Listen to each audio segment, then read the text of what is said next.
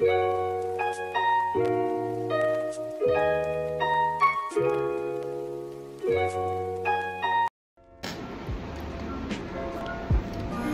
nama saya Khairul Ahmad Aziz bin Khalid. Saya ingin menerangkan tentang pengenalan. Okey, untuk pengenalan bagi pengambilan pekerja. Pengambilan pekerja adalah merupakan tanggungjawab sebagai pengurus sumber manusia dalam memastikan pengurusan organisasi dapat berjalan dengan lancar. Pengurus sumber manusia perlu memastikan pekerja dalam setiap sektor mencukupi, kerana jika pekerja tidak mencukupi, maka pekerjaan akan tidak berjalan dengan lancar. Sebagai contoh, mesin dan tidak dapat beroperasi dengan baik oleh kerana tiada pekerja yang mencukupi dalam menangani tugas mereka serta menyebabkan kerja tergendala. Akhir sekali, pengambilan adalah proses menarik minat seberapa ramai calon untuk memohon pekerjaan dalam organisasi. Pengambilan pada hari ini semakin mencabar kerana terdapat ramai calon yang berkelayakan memohon sesuatu kekosongan jawatan. Pada kebiasaannya, proses pengambilan bermula apabila seorang pengurus mengisi borang kas untuk memohon pekerjaan. Ia adalah satu dokumen lengkap yang mengandungi nama jawatan dan yang memohon tarikh pekerjaan diperlukan dan pengesahan daripada pengurus besar syarikat. Okey, saya teruskan kepada yang seterusnya. Terima kasih. Assalamualaikum. Saya nama Hakim Faizul dan saya ingin membentangkan tentang definisi pengambilan pekerja. Pengambilan pekerja adalah satu amalan dalam pengurusan sumber manusia. Pengambilan dan pemilihan pekerja dalam sesebuah organisasi amatlah penting dalam menjamin kejayaan pengurusan sumber manusia. Tanpa strategi pengambilan dan pemilihan pekerja yang baik, organisasi akan mengalami beberapa kesan negatif. Tujuan umum yang sebenarnya ialah untuk mencari pekerja yang terbaik bagi sesuatu jawatan yang sesuai. Pengambilan dan pemilihan pekerja juga dapat didefinisikan sebagai proses mengumpul dan menilai maklumat mengenai individu dalam proses pengambilan pekerja.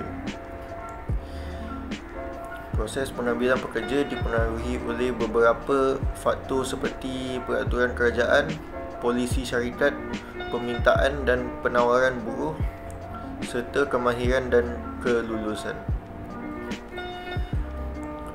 Proses pengambilan atau disebut juga proses pengrekrutan merupakan satu proses mencari, mengenal pasti individu yang berkelayakan dan menggalakkan mereka memohon untuk bekerja dengan organisasi berkenaan.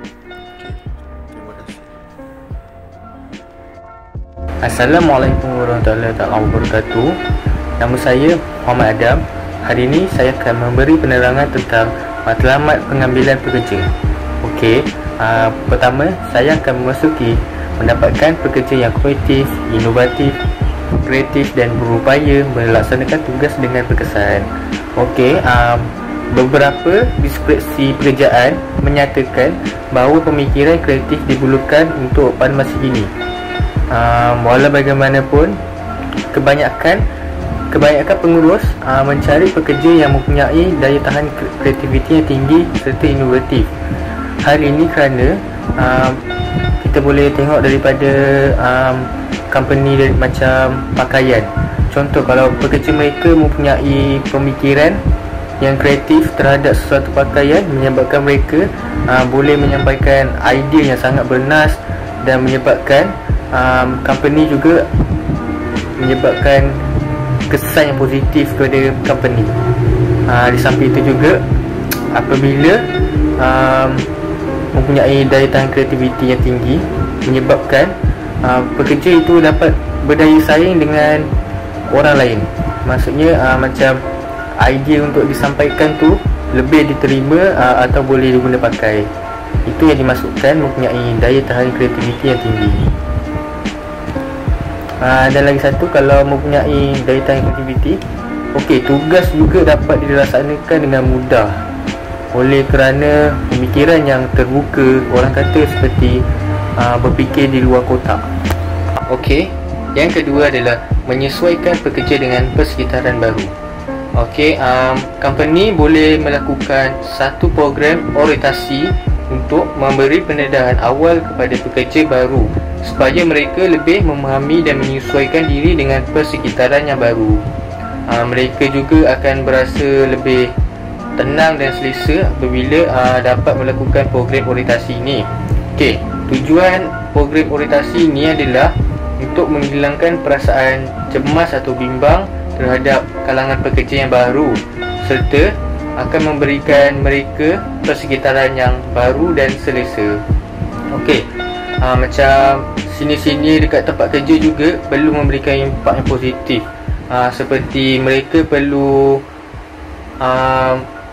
bertanya khabar ataupun sering menunjukkan tunjuk ajar, iaitu apa yang perlu dilakukan di syarikat ini ataupun prosedur-prosedur yang perlu dilakukan dalam company ini, menyebabkan mereka lebih berasa mudah untuk bergaul dengan pekerja-pekerja. Di samping itu juga syarikat juga perlu membentuk tanggapan positif kepada pekerja baru ini agar mereka lebih bersemangat untuk bekerja. Yang ketiga, matlamat yang ketiga adalah memenuhi perubahan dalam keperluan kerja daripada kesan pemindahan pekerja disebabkan kenaikan pangkat atau pemberhentian. Okey, apabila seseorang pekerja melakukan pemberhentian atau kenaikan pangkat, maka akan ada kekosongan jawatan pada sektor tersebut. Ini merupakan tanggungjawab sebagai pengurus sumber manusia memastikan jawatan tersebut dipenuhi oleh pekerja-pekerja yang patut untuk sektor tersebut. Pengurus sumber manusia boleh melakukan banyak cara untuk memastikan jawatan tersebut terisi dengan cara pengiklanan, pemberitahuan dan lain-lain. Okey, apabila sudah mendapat pekerja yang baru ataupun pengambilan pekerja, pengurus sumber manusia juga perlu memastikan memberi penerangan tentang prosedur-prosedur yang apa yang perlu dilakukan dalam sebuah company dan juga perlu memberikan penerangan yang lebih detail kepada pekerja tersebut. Okey. Yang keempat pula ialah mendapatkan tenaga kerja yang berkemahiran tinggi dalam industri berasaskan teknologi. Okey, pada masa kini pendidikan dan pembangunan adalah kunci kejayaan untuk membangun sesebuah negara.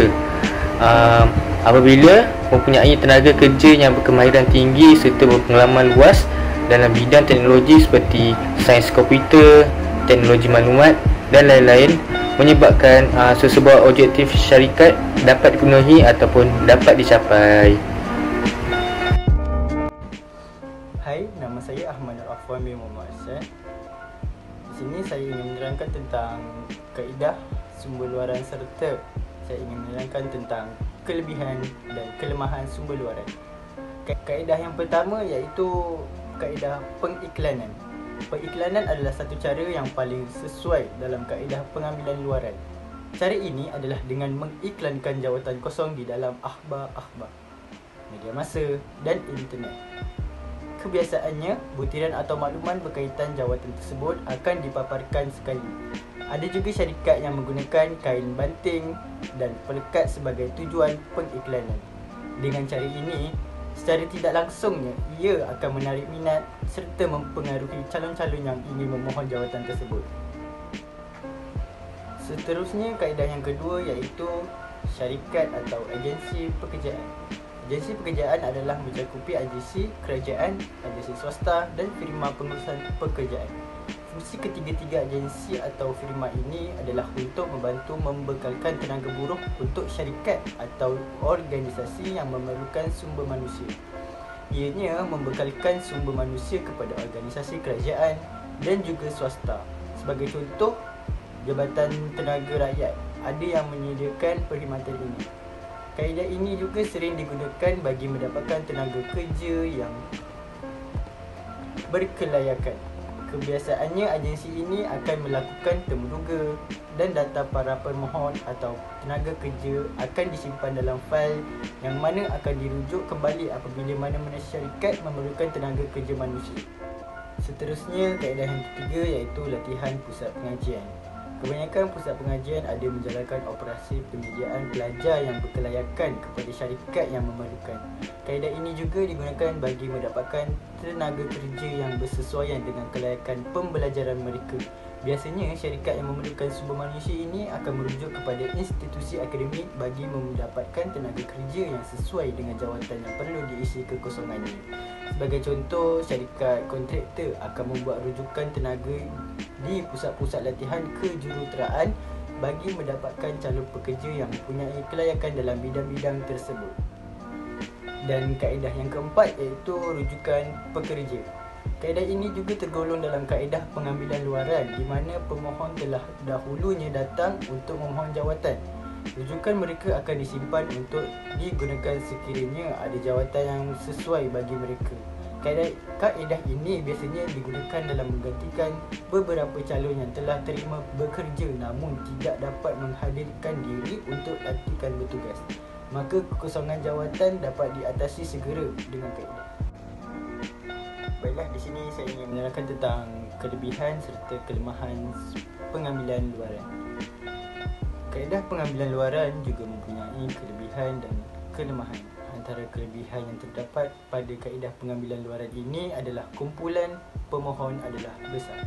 Ini memudahkan syarikat untuk memilih dan mendapatkan tenaga manusia.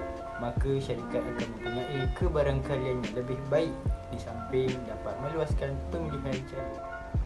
Selain itu, syarikat juga dapat memperolehi idea-idea baru yang mana dapat menyumbang kepada pembangunan intelektual dan kemahiran dalam syarikat tersebut. Pengurangan kepada rebutan jawatan di antara kaki tangan dalam juga dapat diatasi. Ini memberi sedikit keharmonian dalam syarikat tersebut. Kelebihan lain adalah ianya dapat mengelak pengambilan sesama sendiri, iaitu seseorang yang mempunyai kuasa tidak berpeluang untuk mendapatkan pekerja yang ada kaitan dengannya. Kelemahan kaedah pengambilan luaran ini pula adalah lebih tertumpu dalam soal kos. Kos akan meningkat apabila tenaga kerja diperolehi daripada kaedah ini.